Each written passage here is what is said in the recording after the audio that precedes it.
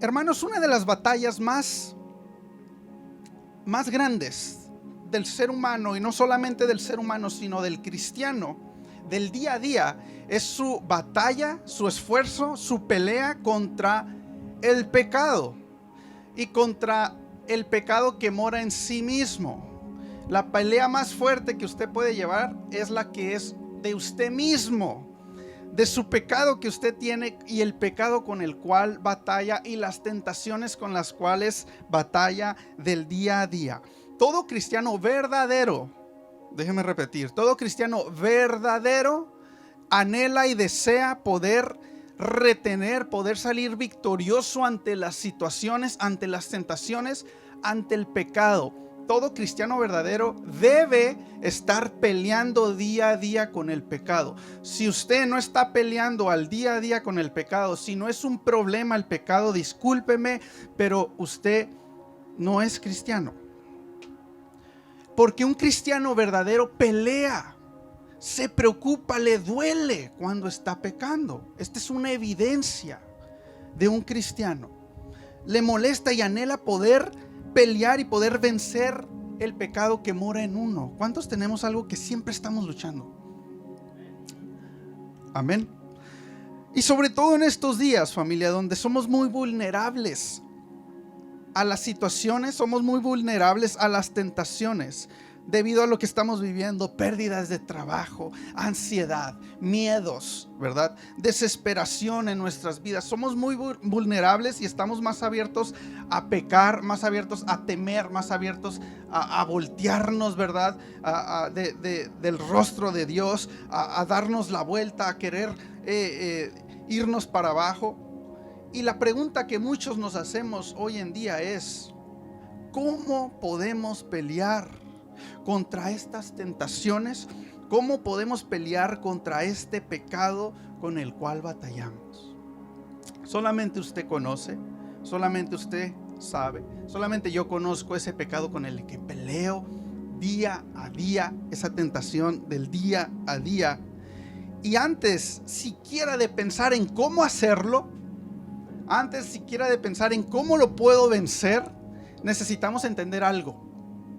Y no es tanto en el cómo, sino en el quiénes somos. Antes de comprender cómo vencer algo con el cual no podemos, tenemos que entender quiénes somos en Cristo, qué Él ha hecho por nosotros. ¿Saben por qué? En los primeros capítulos del 1 al 11, Romanos tiene 16 capítulos y el último es un saludo.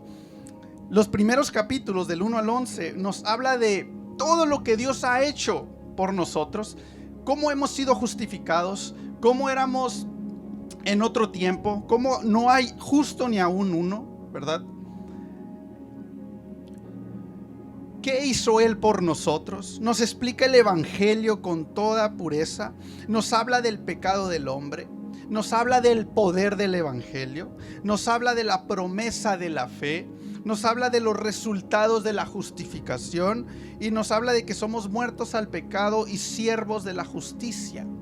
Después del capítulo 12 en adelante nos habla de las responsabilidades, mandatos, ¿verdad?, que tenemos. En los primeros 11 solamente se escuchan 5 a 6 imperativos o mandatos.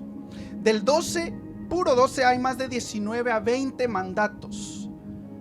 En los primeros 1 al 11 menciona 4 veces al Espíritu Santo. En el puro capítulo 8 lo menciona más de 20 veces. ¿Qué nos quiere decir algo aquí Pablo? Que para que entendamos lo que tenemos que hacer, cómo actuar, cómo vivir, tenemos que entender primero lo que Dios ha hecho, lo que Dios es, lo que Dios nos ofreció y el cambio que Dios nos dio a través de su Hijo para nosotros poder entender lo que tenemos que hacer. Entonces, antes siquiera de entender cómo vencer el pecado, tenemos que entender quiénes somos en Cristo y qué Él ha hecho por nosotros. ¿Saben por qué? Porque si no lo entendemos y peleamos nosotros solos con el pecado, sería pelear carne contra carne. Pero cuando entendemos quién es el Espíritu y lo que Dios ha hecho en nosotros, entonces peleamos carne, pero con ayuda del Espíritu Santo y podemos vencer. Después nos habla de cómo vivir, cómo ser con los débiles, Romanos 14, en alguna ocasión lo estudiamos, ¿verdad? En nuestra responsabilidad de la salvación que tenemos, ¿verdad? Porque para que nosotros obremos de acuerdo a como Dios manda, es porque Él ya obró primero en nosotros. Entonces, familia, ¿cómo podemos vencer tentaciones? ¿Cómo podemos vencer pecados? ¿Cuáles son las claves para atacar ese pecado que no te deja caminar? Esa tentación que siempre te está señalando, ese pecado que siempre te está deteniendo. Y esto es muy importante, y esto lo deberíamos de apuntar. Número 1, debemos ser entendidos con la obra de Dios o con la obra que Dios hizo en nosotros. Debemos ser entendidos con lo que Dios hizo en nosotros. Dice la palabra, así que, en el versículo que estábamos leyendo, así que, hermanos, deudores somos, pero no a la carne. Deudores somos, pero no a la carne. La frase así que es igual a después de lo que acabo de mencionar, dice Pablo, después de lo que acabo de hablar y que acaban de ver, después de lo que yo les he anunciado, así que, ¿verdad?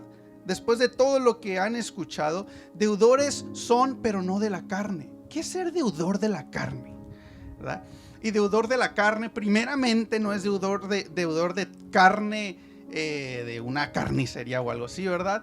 No es deudor ni siquiera de la carne que tenemos en nosotros, ¿verdad? Deudor de la carne lo puedo traducir como deudor al pecado. ¿Sabía usted algo? Aquel que no ha conocido a Cristo, o usted, tú, después, antes de haber conocido a Cristo, cuando no le conocías, eras deudor al pecado. ¿Sabía usted eso? Todos aquellos que no conocen a Dios, que no le han recibido como su Salvador, son deudores del pecado. Tienen que pagar por el pecado. No hay justo ni aún uno. Todos hemos pecado y todos merecemos un pago, ¿verdad? Merecemos ese pago. Deudores somos de ello. Pero luego dice, pero nosotros ustedes no son deudores de la carne. Hermanos, esta frase debería de impactar nuestra vida. Romanos dice y le habla a los cristianos, ustedes son deudores, pero no del pecado. Ya no somos deudores del pecado. Ya no somos deudores de la carne. ¿Por qué? Porque alguien hizo algo en esos primeros capítulos del 1 al 11. Alguien hizo algo por nosotros. Efesios lo comentaba, ¿verdad? Efesios 1 al 3 es algo que Dios hizo.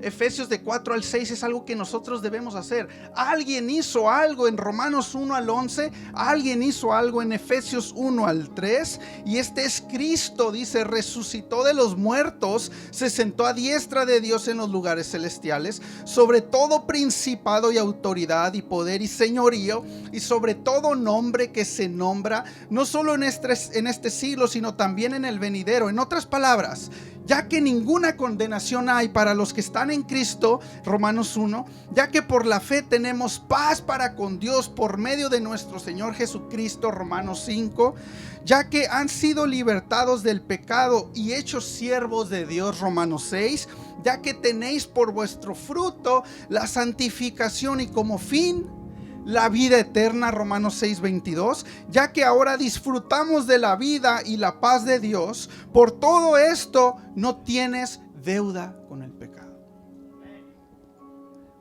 para vivir como vivías antes. Ahora nuestra obligación es con el Espíritu. Dice, deudores son, no del pecado, para que vivan conforme al pecado. Hermanos, cuando entendemos ¿qué hizo Dios en nosotros? Cuando entendemos qué debíamos y quién ha pagado ese precio, comprendemos quién está con nosotros.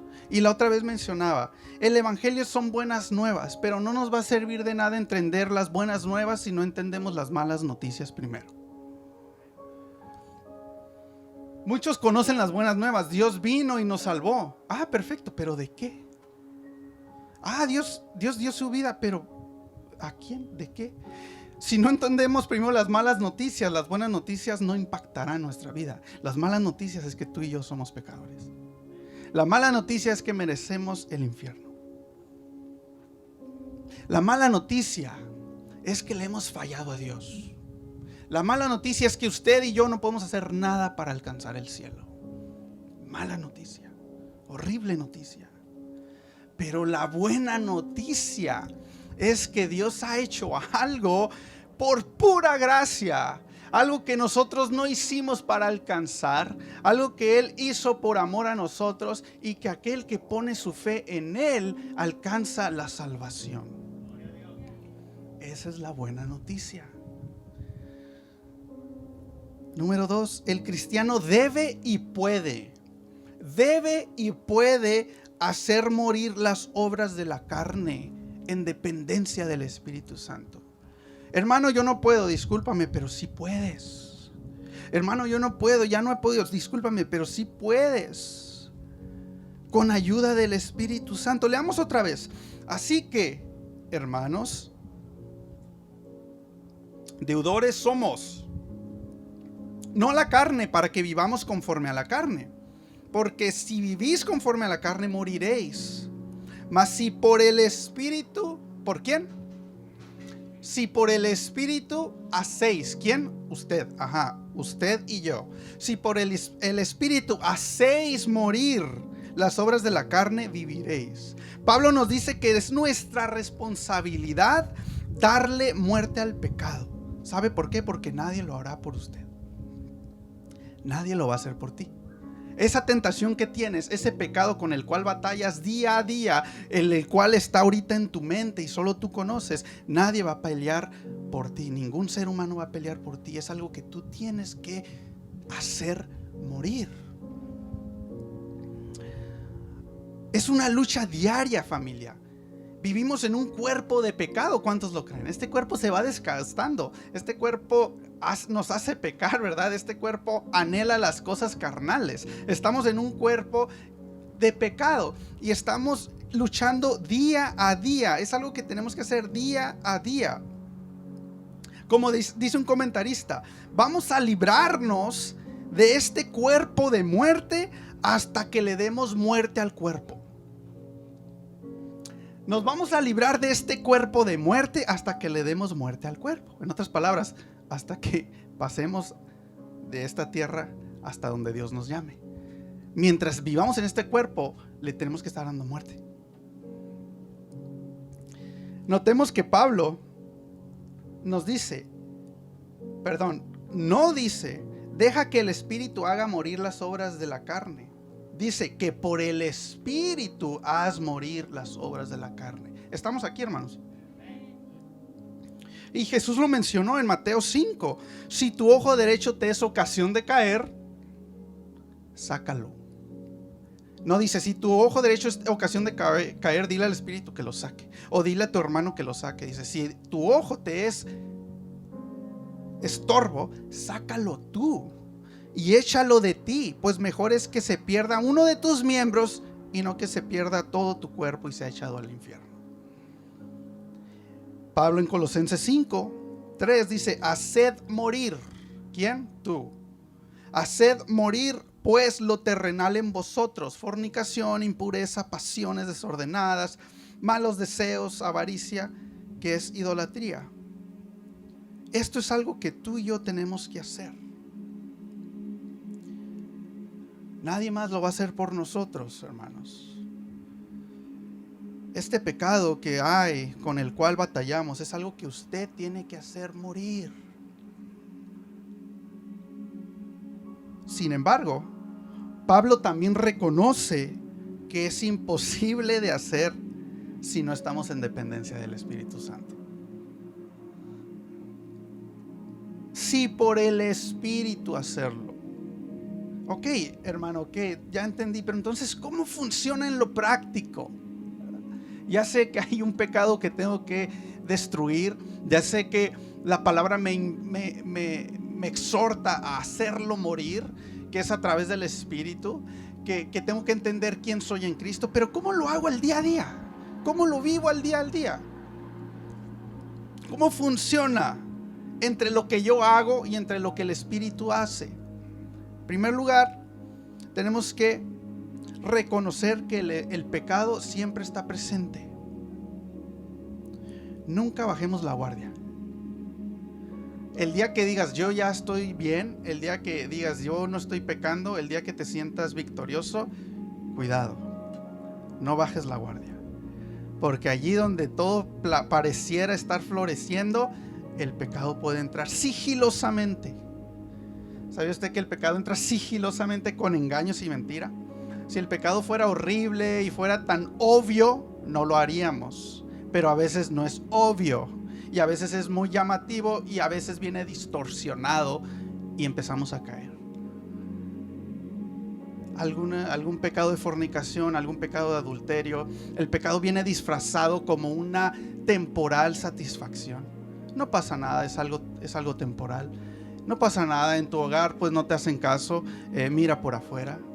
No pasa nada, esta persona te quiere, esta persona te va a hacer sentir bien, sigilosamente, y empezamos a entrar. Cuando menos nos damos cuenta, estamos enredados. El pecado puede entrar en cualquier momento y tenemos que estar conscientes de que el pecado está presente. Pero tampoco olvidemos que el Espíritu Santo habita en nosotros. No olvidemos que el Espíritu Santo está en nosotros, es una promesa, ¿verdad?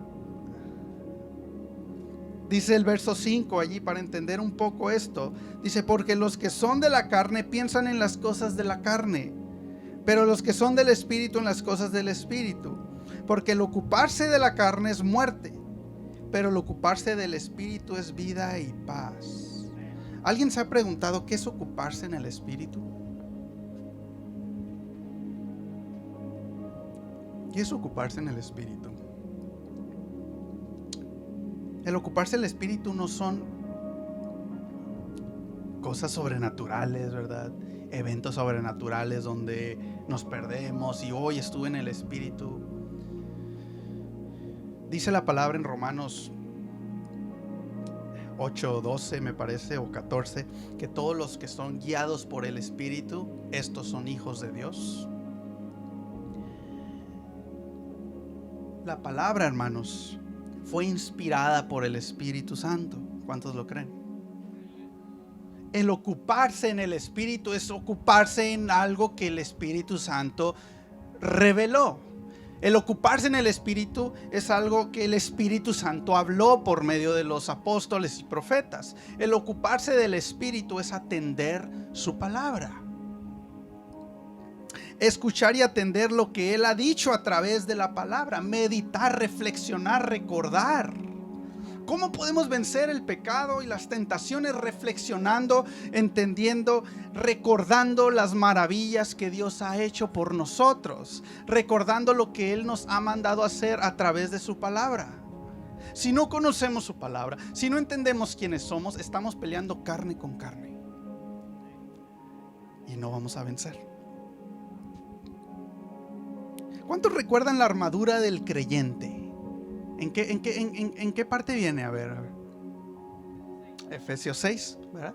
La armadura del creyente, ¿no? Efesios 6 nos habla del escudo, ¿verdad?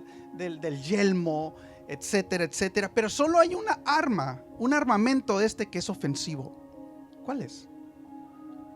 ¿Y cuál es la espada? ¿Y quién inspiró la palabra? En otras palabras, ataca al pecado, destruye al pecado con la espada, con la palabra revelada por el Espíritu Santo. Estamos aquí. La palabra es la espada, es el único arma de ataque ante el pecado. ¿Y saben cómo funciona esto? Solo la palabra, dice Hebreos, penetra hasta lo más profundo de tu ser. La palabra de Dios penetra hasta lo más oscuro y discierne los pensamientos y las intenciones del corazón. La palabra discierne por qué estás obrando como estás obrando. La palabra discierne por qué pones en primer lugar el pecado y las ambiciones sobre todas otras cosas. Ni a una persona ni a alguien que hables va a discernir con tanta profundidad tu ser como lo es la palabra de Dios.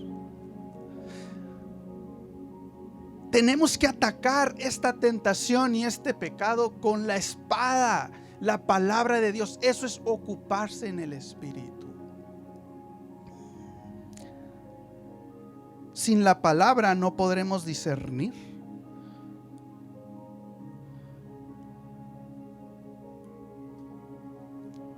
Donde se almacena el pecado, no podrá ser cortado si no es con la palabra. Repito, no tratemos de vencer a la carne en la carne, hermanos. Apropiémonos del mensaje de la palabra. Esto es lo que Pablo les está diciendo a los romanos. Es lo que Pablo habla en Gálatas 5 también, de ocupaos, ¿verdad?, en el Espíritu. Apropiémonos del mensaje. No solo leamos la palabra, pero apropiémonos de la palabra. ¿Sabe qué es una diferencia? Leer la palabra, cualquiera la puede leer. Ateos la pueden leer, cristianos la pueden leer, no cristianos la pueden leer, eruditos la pueden leer. Pero una cosa es leerla y otra cosa es apropiarse y tomarla y creerla. Aférrate a la palabra de Dios, créela por fe. Si alguna vez nos sentimos exhaustos, tristes, a punto del pecado, ¿verdad? El hecho que nos sintamos derrotados, el hecho que nos sintamos alejados, el hecho que nos sintamos decepcionados, esto no va a cambiar las promesas de Dios. Su fidelidad sigue siendo.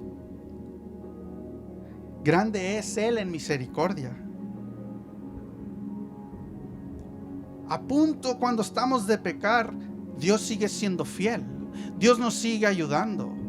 Dios sigue exhortándonos. Su misericordia sigue siendo, su fidelidad sigue siendo. Pregunta, ¿crees esto o no? ¿Crees esto o no lo crees? Deja que Dios obre en tu vida confiando tú en su palabra. Actúa de acuerdo a esto, hermano. Esto es lo que Pablo dice. Tal vez tienes ese pecado que dices, ya no puedo con él. Mira una vez más lo que Dios te ha dado. Agradece que Él ha hecho lo que ha hecho y seguirá haciendo. Sigue trabajando duro. No pelees con la carne, pelea con el Espíritu. Ustedes recordarán aquella persona que estaba en el estanque, ¿se acuerdan? Por 35 años o más que no era sanado porque ya no se levantaba, había perdido toda esperanza. Y Jesús llega, ¿verdad? ¿Y qué es lo que le dice Jesús? Una pregunta un poco increíble. ¿Quieres ser sano? ¿Se acuerda? Dice, ¿quieres ser sano? Cualquiera que estuviera ahí hubiera dicho, pues obvio que quiere ser sano. Lleva 35 años ahí.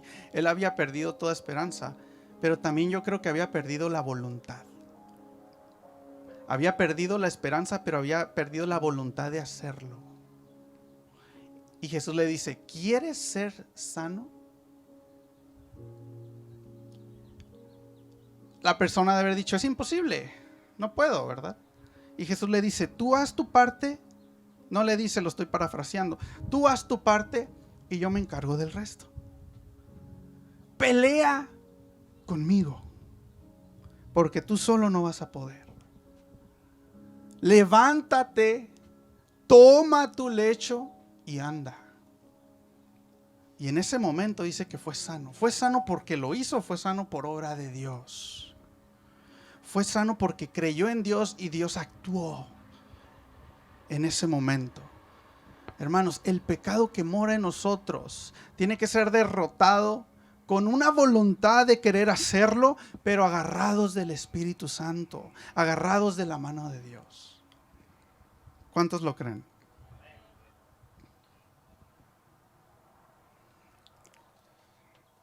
Quiero culminar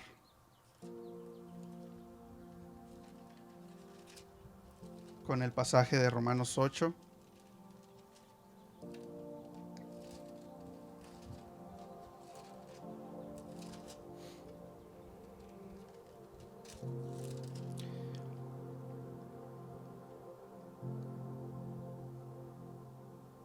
Así que, hermanos, deudores somos, no a la carne, para que vivamos conforme a la carne.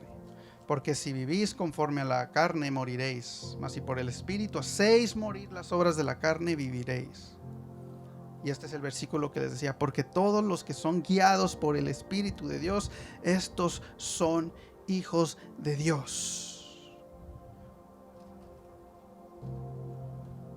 Esta palabra va dirigida a los cristianos. Esta palabra fue dirigida a aquellos que han recibido a Cristo y que quieren destruir el pecado.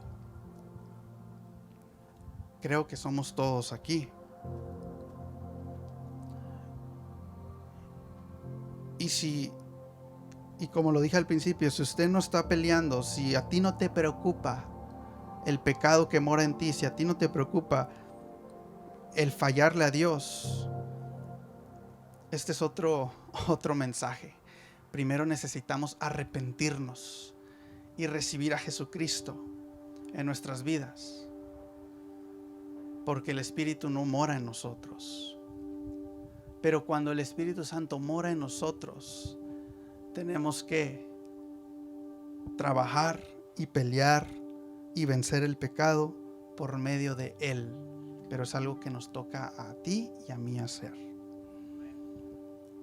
¿Comprende quién eres en Cristo? ¿Comprende lo que Dios ha hecho en ti? Habemos muchos cristianos que no entendemos quiénes somos, nuestra identidad en Cristo. No entendemos lo que Él ha hecho. Si usted le pregunta, si tú le preguntas a alguien, ¿qué hizo Dios por ti? Y no te sabe contestar, esta persona muy fácilmente se enredará en el pecado, muy fácilmente no podrá salir del pecado. Necesitamos comprender quiénes somos en Cristo, lo que Él ha hecho en nosotros. Y punto número 2, tenemos que entender que el pecado lo derrotamos nosotros con ayuda del Espíritu. No es algo que se va a ir de la nada como algo de magia, es algo que es del día al día. Haced morir pues el pecado que hay en nosotros. Pablo lo decía, ¿verdad? Miserable de mí, que hay un pecado en mí, que tengo que luchar día a día. ¿Por qué lo digo, hermanos? Porque todos tenemos algo. Todos luchamos con el pecado. Desafortunadamente, no todos sabemos cómo pelear contra las tentaciones y cómo vencerlas. Con esto los dejo. Analiza y entiende tu posición en Cristo. Y pídele ayuda al Señor a través de la palabra, porque es ella la que discierne lo más profundo de ti, lo más profundo de tus intenciones. Cuando nos topamos con el espejo, dice Santiago, cuando nos topamos, entonces vemos quiénes somos. Es la palabra la que nos hace partir lo más profundo de nosotros y nos hace ver en lo que estamos mal. Pelea con la espada. Pelea ese pecado con la espada.